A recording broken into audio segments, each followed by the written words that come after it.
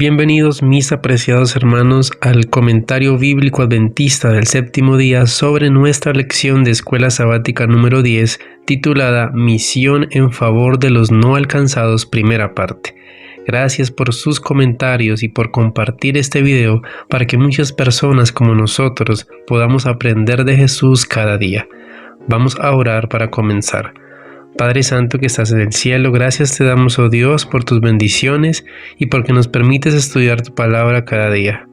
Perdona, oh Dios, nuestros pecados y haznos dignos de poder participar de este mensaje. En Jesús, amén. Por tanto, tomad toda la armadura de Dios para que podáis resistir en el día malo y habiendo acabado todo, estar firmes. Efesios 6:13. Todo aquel que pronuncia el nombre de Cristo lea reiteradamente este versículo para luego preguntarse: ¿estoy vestido con toda la armadura de Dios para ser un exitoso colaborador de Cristo? Cuanto más nos conozcamos, cuanto más investiguemos nuestros motivos y deseos, tanto más conscientes seremos de nuestra total incapacidad de pelear la batalla del Señor con nuestras propias fuerzas. Afirmen sus corazones en la certeza de que Dios conoce todas las pruebas y dificultades que encontrarán en la lucha contra el mal, pues Dios es deshonrado cuando alguien minimiza su poder hablando de incredulidad. Este mundo es el gran campo de labor de Dios. Él ha comprado con la sangre de su unigénito Hijo a todos los que moran en él, y tiene la intención de que su mensaje de misericordia se difunda en todas partes. Los que han recibido esta misión serán probados, pero siempre deberán recordar que Dios está cerca para fortalecerlos y sostenerlos. Él no nos pide que dependamos de ninguna caña cascada. No debemos esperar ayuda humana. Lejos esté de nosotros poner al hombre donde debe estar Dios. El Señor Jehová es la fortaleza de los siglos. En el encuentro de Cristo con los discípulos de Juan el Bautista encontramos una lección de fe. Cuando Juan el Bautista se encontraba prisionero en una mazmorra solitaria, cayó en el desaliento, pero lo que envió a sus discípulos a Jesús preguntándole: ¿eres tú aquel que ha de venir o esperaremos a otro? Cristo conocía la misión que traían los mensajeros y mediante una grandiosa demostración de poder les dio evidencias inconfundibles de su divinidad. Volviéndose hacia la multitud, habló, y los sordos oyeron su voz. Habló nuevamente y los ojos de los ciegos fueron abiertos para ver las bellezas de la naturaleza. Extendió su mano, y a su toque la fiebre abandonó a los enfermos. Por su mandato los endemoniados fueron sanados, y cayendo a sus pies le adoraron. Volviéndose luego hacia los discípulos de Juan, dijo: Id y haced saber a Juan las cosas que oís y veis. El mismo Jesús que realizó aquellas obras poderosas es hoy nuestro Salvador y está dispuesto a manifestar su poder en nuestro favor como lo hizo en favor de Juan el Bautista. Cuando estemos rodeados por circunstancias adversas, asediados por dificultades que parecen imposibles de vencer, no debemos murmurar, sino recordar la amante benevolencia del Señor en lo pasado. Mirando a Jesús, el autor y consumador de nuestra fe, podremos mantenernos como viendo al invisible, y esto impedirá que nuestras mentes sean nubladas por la sombra de la incredulidad. Hechos 17, según el comentario bíblico adventista, nos dice: toda la oración no está lejos es enfática y literalmente dice: verdaderamente no está lejos de cada uno de nosotros. Pablo hace una declaración positiva de un hecho, no expresa duda alguna en sus palabras. El Señor está cerca de los hombres, aun cuando ellos no lo reconozcan. Esto hace que sea comparativamente sencillo que ellos encuentren a Dios, porque Él está a su lado esperando que lo busquen y ayudándoles en sus esfuerzos para descubrirlo. Dios puede revelarse y lo hace de acuerdo con la medida de celo y fervor que demuestren los que lo buscan. En este punto los estoicos podían encontrar paralelos entre su enseñanza y el pensamiento de Pablo, pero los epicúreos tenían que alejarse porque las palabras del apóstol constituían un ataque contra el ateísmo básico de su sistema. Versículo 28. En él vivimos. Literalmente en él o por él estamos viviendo y estamos siendo movidos y estamos existiendo. Las palabras de Pablo expresan el pensamiento de que no solo nuestra confianza inicial depende del Creador, sino que todas nuestras actividades físicas, mentales y espirituales derivan de Él. En la enseñanza del apóstol, la personalidad de Dios omnipotente y omnisciente no se fusiona en el alma impersonal del mundo, como es el caso en el Dios de los panteístas, sino que se presenta con majestuosa distinción en el carácter de creador y sustentador de la vida. Por medio de los agentes naturales, Dios obra día tras día, hora tras hora, y en todo momento para conservarnos la vida, fortalecernos y restaurarnos. Lo que obra por medio de estos ángeles es el poder de Dios. Versículo 29. Linaje de Dios. El apóstol usa inmediatamente las palabras del poeta griego para combatir la idolatría. Si en verdad somos linajes de Dios, nuestra concepción de Él debería elevarse y no descender a los ídolos, los cuales están por debajo de los hombres porque son hechos por estos. Pablo aprueba la misma verdad que fue expresada por los profetas del Antiguo Testamento. Pero su tono al referirse a la idolatría es muy diferente al de los profetas y menciona el comienzo o desarrollo de la idolatría, pero en vez de hablar de ella con desprecio, odio y mofa, habla con compasión para aquellos que la practican, con haberle levantado. Aquí se presenta la resurrección de Jesús como la garantía de las intenciones de Dios para la humanidad en cuanto al juicio y por deducción a la vida eterna que Él da por medio de Jesucristo. A Pablo se le negó la oportunidad de desarrollar este tema. Cuando mencionó la resurrección, se despertó el desprecio de sus oyentes, lo cual llevó su discurso a un repentino fin. Si Pablo hubiera podido terminar el discurso, probablemente habría hablado en un lenguaje más definido acerca de la vida y la obra de Jesús, y de su posición clave en el plan de Dios para la humanidad. Nótese cómo se desarrolla su argumento. Primero habla de Dios como el creador del mundo y del hombre, y de las normas que dio para que el hombre habitara en la tierra. Después razona que todo esto deberá inspirar a los hombres a conocer que Dios está muy encima de los hombres, lo cual a su vez debería inducirlos a buscarlo, sabiendo que un creador tal nunca está lejos, sino esperando que se le acerquen los hombres. Han concluido los días cuando los hombres ignorantes tenían que depender de la revelación de Dios en la naturaleza. Ahora está hablando por medio del Hijo del Hombre, quien por su resurrección probó que era el Hijo de Dios. El Altísimo juzgará al mundo por medio de su Hijo, y los hombres deberían prepararse para este juicio mediante el arrepentimiento. Romanos 1:18, según el comentario bíblico, nos dice: la ira de Dios, es decir, el desagrado divino contra el pecado, que termina finalmente con la entrega del hombre al castigo de la muerte. La ira de Dios infinito no puede ser comparada con la pasión humana. Dios es amor, y aunque odia al pecado, ama al pecador. Sin embargo, Dios no impone su amor a los que no están dispuestos a recibir su misericordia.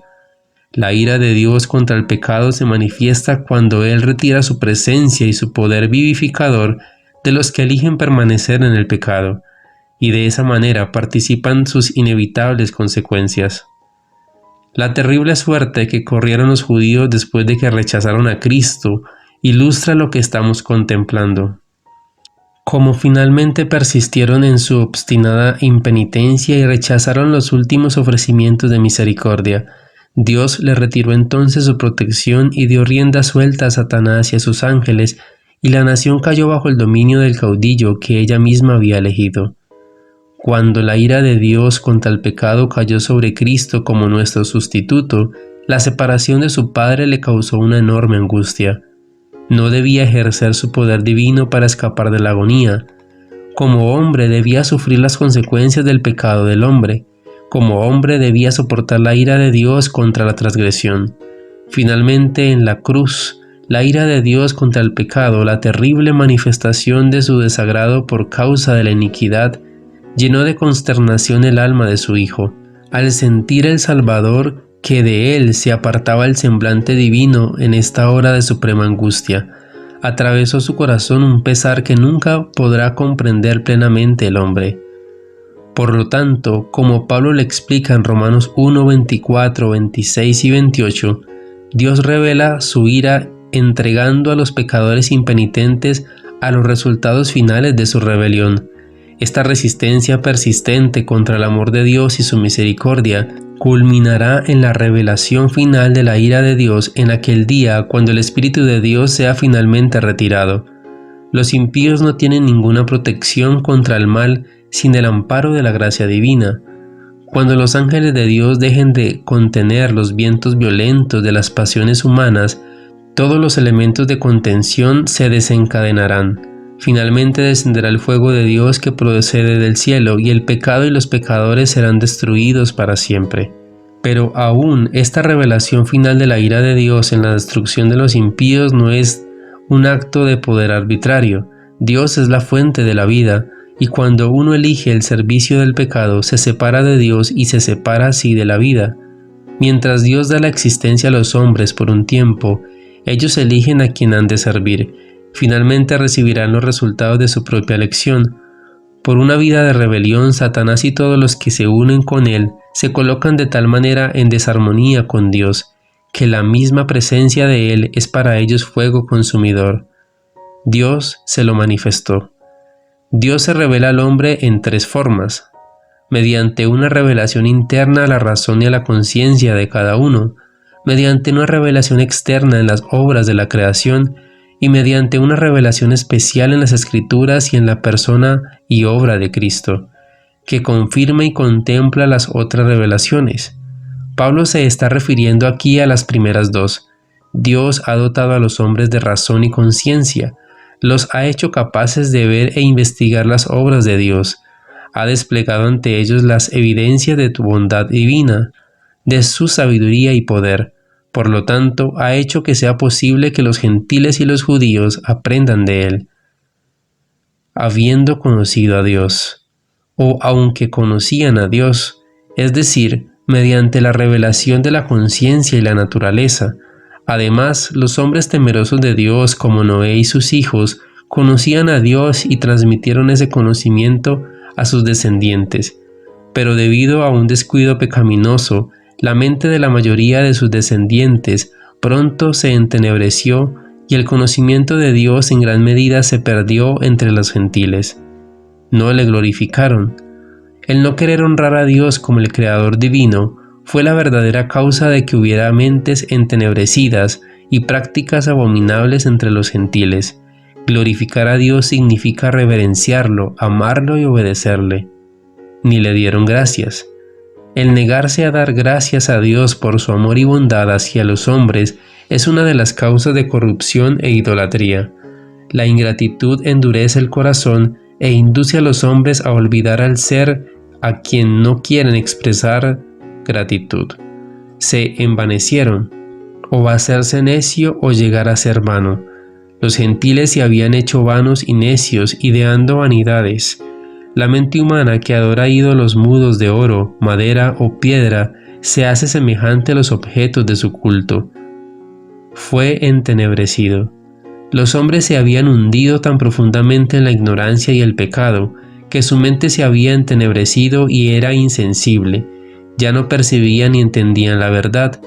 El propósito de Satanás en el gran conflicto ha sido producir siempre el entenebrecimiento.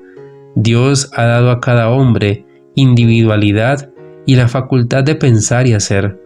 La salvación depende del recto ejercicio y del desarrollo de esta facultad al elegir tener fe en Dios y obedecer su voluntad. Por lo tanto, durante 6.000 años, el propósito deliberado de Satanás ha sido debilitar y destruir esta facultad que tiene su origen en Dios, para que los hombres lleguen a ser completamente incapaces de reconocer, recibir y practicar la verdad. Por esta razón, una de las primeras promesas del Evangelio y la más necesaria es que Dios dará al hombre un corazón nuevo, o sea, una mente nueva.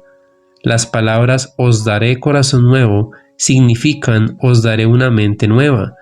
El mensaje de Pablo en la epístola a los Romanos es que esta maravillosa transformación del corazón y de la mente ha sido posible hecha para todo el que tiene fe en Cristo. Versículo 23. Cambiaron. Los hombres dominados por su necedad habían cambiado el culto de Dios por el de imágenes. En vez de elevar la mirada a un ser revestido de majestad y poder, se inclinaban ante reptiles y bestias. Cambiaron un glorioso objeto de culto por lo que degrada y humilla. El hombre fue colocado como el señor de los seres irracionales, pero se degradó a sí mismo rindiendo culto a las criaturas que Dios hizo para que le sirvieran. Incorruptible, es decir, no sujeto a la muerte, por lo tanto, no sometido a la descomposición como todas las criaturas. Pablo contrasta la incorruptibilidad de Dios con la corruptibilidad del hombre. Solo Dios es inmutable, indestructible, inmortal y por lo tanto digno de adoración. Imagen. Los hombres no estaban satisfechos con adorar a Dios en espíritu. No se sentían contentos con la revelación que hace Dios de sí mismo en la naturaleza. Prefirieron representarlo mediante imágenes a semejanza de hombres, aves, cuadrúpedos o reptiles. Pablo parece estar señalando las etapas sucesivas de la degradación moral e intelectual de los paganos, que termina en la representación del Dios viviente con reptiles inmundos y otros seres que se arrastran sobre la tierra. En la religión griega y romana eran comunes los dioses en forma humana. El culto de toda clase de seres como toros, cocodrilos, serpientes y aves prevalecía en Egipto. Los israelitas, imitando la idolatría de Egipto, hicieron un becerro de oro. Posteriormente Jeroboam erigió 2 becerros de oro, uno en Dan y otro en Betel, y los ofreció en sacrificios. La enseñanza de Jesús es sencilla pero con autoridad. Les enseñaba como quien tiene autoridad y no como los escribas. Mateo 7:29. Jesús moraba en Capernaum y esta localidad llegó a ser conocida como su ciudad. Era un punto de mucho tránsito. Gente de muchos países pasaba por la ciudad o quedaba allí para descansar en sus viajes de un punto a otro. Allí Jesús podía encontrarse con representantes de todas las naciones y de todas las clases sociales, tanto ricos y encumbrados como pobres y humildes, y sus lecciones serían llevadas a otras naciones y a muchas familias. Así se fomentaría la investigación de las profecías, la atención sería atraída al Salvador y su misión sería presentada al mundo. A pesar de la acción del Sanedrín contra Jesús, la gente esperaba ávidamente el desarrollo de su misión. Todo el cielo estaba conmovido de interés. Los ángeles estaban preparando el terreno para su ministerio, obrando en los corazones humanos y atrayéndolos al Salvador. En Capernaum, el hijo del noble a quien Cristo había sanado era un testigo de su poder, y el oficial de la corte y su familia testificaban gozosamente de su fe. Cuando se supo que el Maestro mismo estaba allí, toda la ciudad se conmovió, multitudes acudieron a su presencia. El sábado, la gente llenó la sinagoga a tal punto que muchos no pudieron entrar. Todos los que oían al Salvador se maravillaban de su doctrina porque su palabra era potestad. Jesús no tenía nada que ver con los diversos temas de disensión entre los judíos. Su obra era presentar la verdad. Sus palabras derramaban raudales de luz sobre las enseñanzas de los patriarcas y profetas, y presentaban las Escrituras a los hombres como una nueva revelación. Nunca habían percibido sus oyentes tan profundo significado en la palabra de Dios. Jesús se encontraba con la gente en su propio terreno, como quien está familiarizado con sus perplejidades. Hacía hermosa la verdad presentándola de la manera más directa y sencilla. Su lenguaje era puro, refinado y claro como un arroyo cristalino. Su hablar era como música para los que habían escuchado las voces monótonas de los rabinos. Pero aunque su enseñanza era sencilla, hablaba como persona investido de autoridad. Esta característica ponía su enseñanza en contraste con la de todos los demás. Los rabinos hablaban con duda y vacilación, como si se pudiese entender que las Escrituras tenían un significado u otro exactamente opuesto. Los oyentes estaban diariamente envueltos en mayor incertidumbre, pero al enseñar, Jesús presentaba las Escrituras como autoridad indudable. Cualquiera que fuese su tema, lo exponía con poder, con palabras incontrovertibles en todo tema, revelaba también a Dios. Cristo estaba enseñando, y como de costumbre otros, además de sus discípulos, se habían congregado a su alrededor. Pero había muchos que deseaban la gracia del cielo únicamente para satisfacer sus propósitos egoístas. Reconocían el maravilloso poder de Cristo al exponer la verdad con una luz clara. ¿No les prestaría Él su poder para su provecho mundanal? En medio de la solemne instrucción que Cristo había dado, este hombre había revelado su disposición egoísta. Podía apreciar la capacidad del Señor, la cual iba a obrar en beneficio de sus asuntos temporales. Pero las verdades espirituales no habían penetrado su mente y su corazón. Jesús estaba abriendo ante él los tesoros de su amor divino. El Espíritu Santo estaba suplicándole que fuese un heredero de la herencia incorruptible y que no puede contaminarse ni marchitarse, pero sus ojos estaban fijos en la tierra.